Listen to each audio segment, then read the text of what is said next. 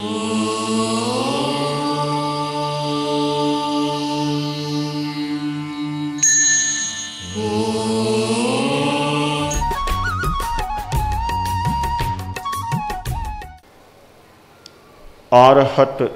वाङ्मय में एक सूक्त प्राप्त होता है। पुरिसा अत्तानमेव अभिनिगुध्य एवं दुःखापमुख्यसि। हमारे जीवन का परम लक्ष्य यह होना चाहिए कि मैं दुख मुक्त बनूं और सर्व दुख मुक्त बनूं, शाश्वत रूपेण दुख मुक्त बनूं। मैं दुखों से छुटकारा प्राप्त कर लूं और वह भी हमेशा के लिए, और वह भी पूर्णतया छुटकारा दुखों से। दुख आदमी को अप्रिय होता है, भले शारीरिक कष्ट हो, भले मानसिक प्रतिकूलता की स्थिति हो। आदमी क्या, प्राणी दुख से दूर रहना चाहता है, विरत रहना चाहता है। अब प्रश्न है, सर्व दुख मुक्ति का उपाय क्या है, वह कैसे प्राप्त हो सकती है? शास्त्रकार ने उपाय बताया है और वह यह है, अत्तानमेव अभिनिगुध्य। अपनी आत्मा का अभिनिग्रह करो, अपनी आत्मा का संयम करो, तुम दुख मुक्त हो जाओगे। दूसरे का निग्रह करने का प्रयास नहीं, खुद के निग्रह का प्रयास करो।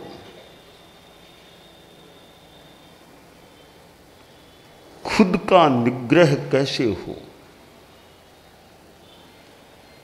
इस खुद के निग्रह को एक शब्द में आत्मानुशासन कहा जा सकता है। आत्मानुशासन, अपने पर अनुशासन, आत्मा पर अनुशासन।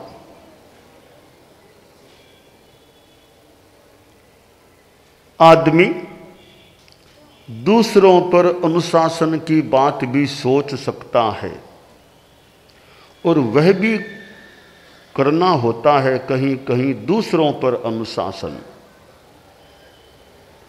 परंतु दूसरों पर अनुशासन करने से पहले खुद पर अनुशासन करना चाहिए। सुंदर घोष है, निज पर शासन फिर अनुशासन। पहले निज पर, स्वयं पर शासन करो। जब श्रीमद् जयाचार्य की वो महाप्रयाण की शताब्दी का अवसर था, उन दिनों में यह घोष चलता था, निज पर शासन फिर अनुशासन। घोष तो आज भी चलता है, उस समय प्रारंभ हुआ था। तो यह निज पर शासन आत्मानुशासन है। अब आत्मा पर अनुशासन करें कैसे?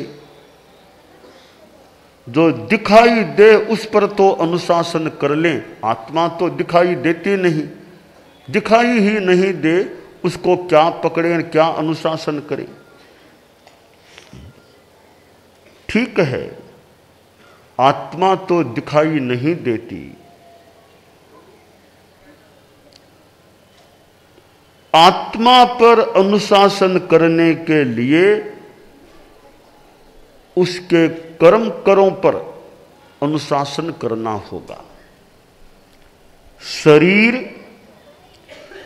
वाणी और मन, इन तीनों पर अनुशासन कर लेते हैं,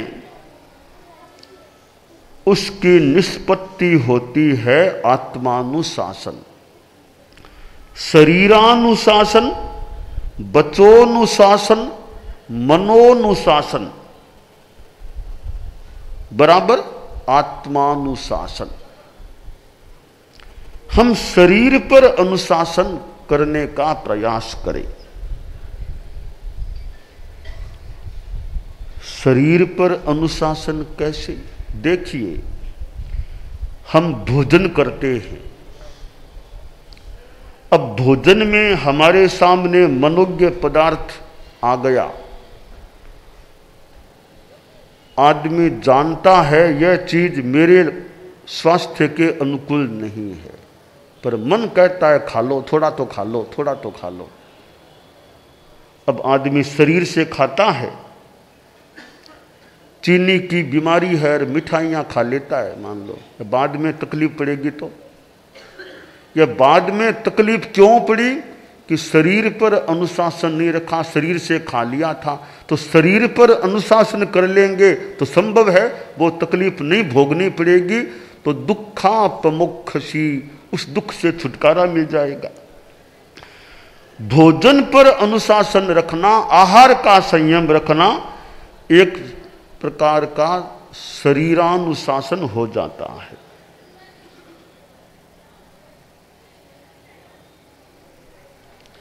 आदमी हाथ पांव आदि का भी संयम रखे। बस में यात्रा कर रहा है और खिड़की में से बार बार हाथ को बाहर निकालता है, कोई उधर से वाहन आएगा, टक्कर लग गई तो।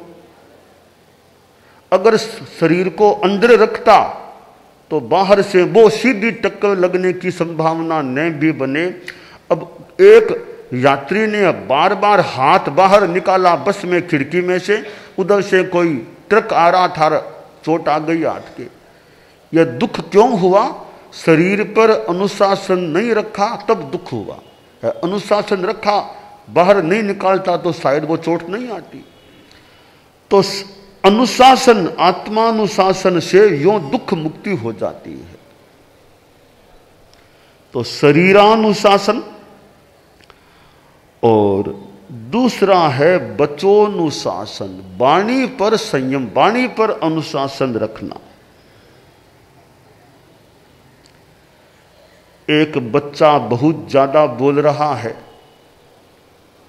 कुछ देर तो पिता सुनता गया, अब बोलता बोलता रुकता नहीं है, तो पिता को डांटना पड़ा, चुप हो जाओ, बोलो मत ज्यादा।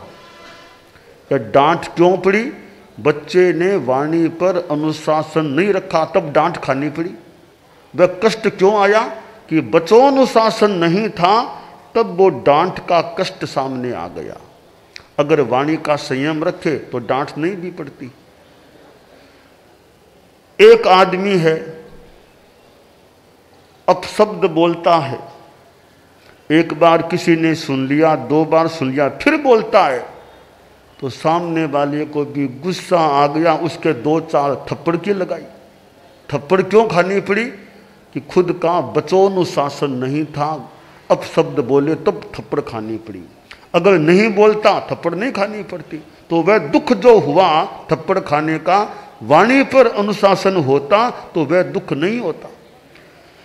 इस प्रकार दुखापमुख्यसी, अपना निग्रह रखो, दुखों से मुक्त हो जाओगे। ये स्थूल उदाहरण है। आदमी अपने मन पर अनुशासन नहीं रखता है, मन के कहे कहे चलता है। मन लोभी, मन लालची, मन चंचल, मन चोर, मन के मते न चालिए, पलक पलक मन और। मन का एक अंधेर पक्ष जो कह दे वो यह है, मन में लोभ भी आता है, लालच का, और कई विकार भाव आ जाते हैं। मन अपने आप में चोर भी बन जाता है, चंचल है। अब सारे काम मन के कहे कहे कहे कहे करेंगे तो पता नहीं कहाँ हमें खाड़े में गिरा देगा मन, तो कहाँ गिरा देगा। तो मन की सारी बातें माननी नहीं चाहिए। मन के हम गुलाम नहीं, मन हमारा गुलाम बने, यह अच्छी बात होती है। मन तो हमारा नौकर है, हम नौकर के गुलाम क्यों बन जाए? हालांकि बन जाते हैं, वो हमारी कमजोरी है। तो मन हमारा गुलाम रहे, हम मन के गुलाम न बने। मन की हर बात नहीं माननी चाहिए। अच्छी बात हो तो मान लें, मानने की नहीं है तो नहीं माननी चाहिए। आदमी मन के कहे कहे चलता है। अब समय तो है ऑफिस में काम करने का, मन कहता है थोड़ा टीवी देख लें, टीवी देख लें, टीवी देख लें। तो समय तो ऑफिस में काम करने का था, टीवी देखने लग गया। मालिक ने सोचा रे ये नौकर तो कर्मचारी हमारा, सर्वेंट ऑफिस के समय टीवी देखता है, तो उसकी सैलरी कुछ कम की गई, तुम इस समय काम नहीं करते हो। तो ये तकलीफ क्यों आई कि मन के कहे कहे टीवी देखने लग गया। तो मन पर अनुशासन होता है तो आदमी दुखों से मुक्त रह सकता है। तो ये आत्मानुशासन के 3 आयाम हैं, शरीरानुशासन, वचोनुशासन और मनोनुशासन। इन तीनों की निष्पत्ति होती है आत्मानुशासन। ये तो थोड़े थोड़े दुखों की बात है। सर्व दुख मुक्ति है, जहां आत्मा सब कर्मों से छुटकारा पाले, 8 कर्मों से मुक्त हो जाए। और उस स्थिति को पाने के लिए भी अत्तानमेव अभिनिग्रह, अपनी आत्मा का अभिनिग्रह करना आवश्यक होता है। साधना यह है कि हम संयम करें। आचार्य तुलसी परम पूज्य गुरुदेव ने अनुव्रत की बात बताई। अनुव्रत भी तभी संभव होगा जब आत्मानुशासन आएगा। अपने से अपना अनुशासन, अनुव्रत की परिभाषा।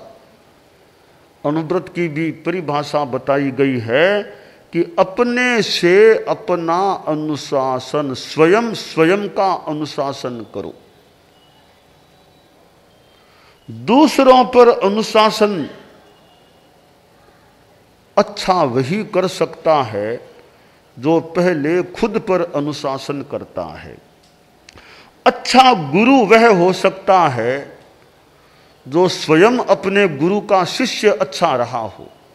जो अपने गुरु का अच्छा शिष्य नहीं रहा हो तो संभवतः वह अच्छा गुरु भी कितने रूप में बन सकेगा, एक प्रश्नवाचक चिन्ह है।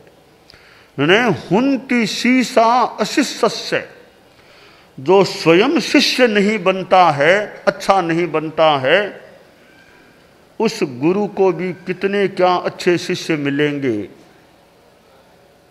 कहना कठिन है। तो कोई गुरु तो न बने, अच्छा शिष्य, अनुशासित व्यक्ति अवश्य बनना चाहिए। वो गुरुजी आश्रम में रहा करते थे। एक छोटा 8 वर्ष का करीब बच्चा घूमते घूमते आ गया। बोला गुरुदेव गुरुदेव भूख लग गई है। कहा बेटा अपना यह भोजनालय है ना आश्रम में, या जाओ खाना खा लो, दूध पी लो। एक कर्मचारी से कह दिया बच्चे को दूध पिला दो, खाना नाश्ता करा दो। बच्चे को नाश्ता करा दिया गया।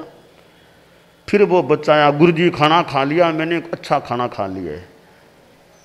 छोटा बच्चा था तो गुरुजी बोले तुम मेरे चेले बन जाओ, तुम मेरे चेले बनोगे। बच्चा था तो छोटा पर यूं बुद्धिमान था। बोला गुरुजी चेला किसे कहते हैं, चेला क्या होता है, मैं जानता नहीं चेला क्या चीज होती है। तब वो बाबा जी बोले देखो एक तो होता है गुरु, एक होता है चेला, 2 होते हैं गुरु और चेला। अच्छा तो बाबा जी गुरु का काम क्या और चेले का काम क्या होता है? बाबा जी बोले गुरु का तो काम है हुक्म देना, ये करो, हुक्म देना गुरु का काम है। चेले का काम है गुरु कहे वैसे वैसे काम करते रहना, ये चेले का काम है। गुरु का काम है हुक्म देना बैठे बैठे, चेले का काम होता है गुरु जैसे कहे वैसे वैसे काम कर देना। तो बोला बाबा जी थोड़ा सोच करके उत्तर दूंगा मैं। ठीक है, सोच लो, अपना कमरा ना, सोच लो, बैठ जाओ। कमरे में गया बच्चा, 5-7 मिनट यूं बैठा रहा, फिर आ गया। बाबा जी बोले क्यों, सोच लिया ना, अब चेला बन जाओगे ना? बोला नहीं बाबा जी, चेला तो नहीं बनूंगा, गुरु बनाओ तो मैं बन जाऊंगा आपका। तो चेला नहीं बनूंगा, मैं आदेश दे सकता हूं आपको, गुरु बनाओ तो मैं आपका गुरु बन जाऊं।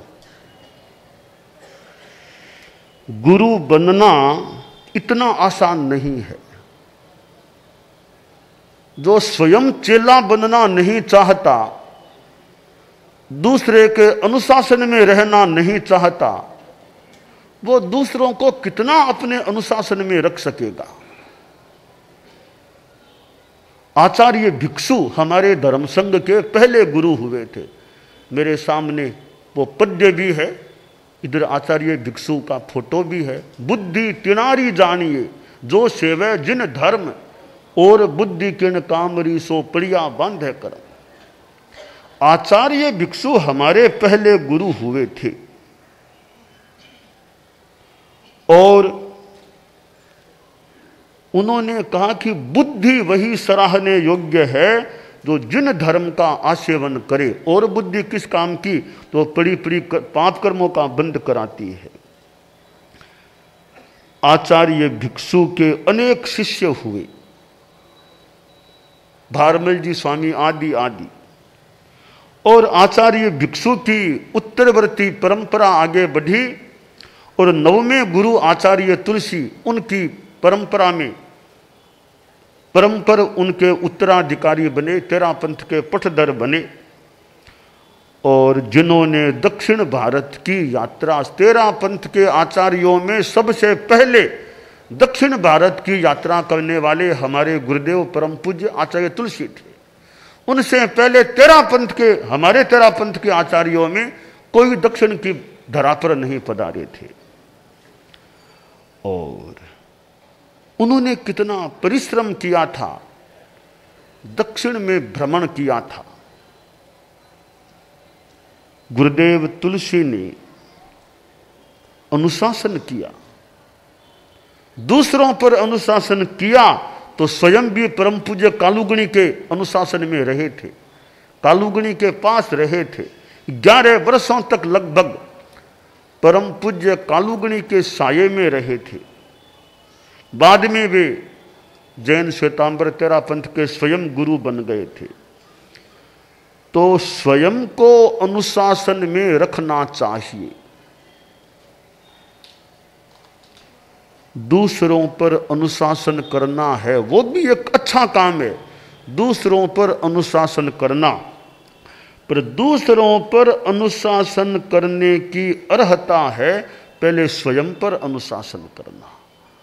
हम स्वयं पर अनुशासन करने में निष्णात रहें तो दूसरों पर अनुशासन करने की अर्हता भी हमारे में रह सकेगी। तो ये आत्मानुशासन शास्त्रकार ने कहा, पुरीसा अत्तानमेव अभिनिगृह्य एवं दुखापमुख्यसी। तुम अपने आप का अभिनिग्रह करो, इस प्रकार दुख से मुक्त हो जाओगे।